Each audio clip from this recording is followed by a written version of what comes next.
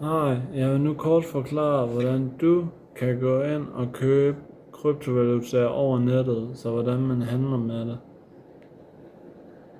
Man kan gøre det her over Coinbase, hvor man opretter en bruger og verificerer sig med ID. Så kan man sætte penge ind med sit kreditkort og derved handle med kryptovalutaer. Og man kan gøre det samme på Binance.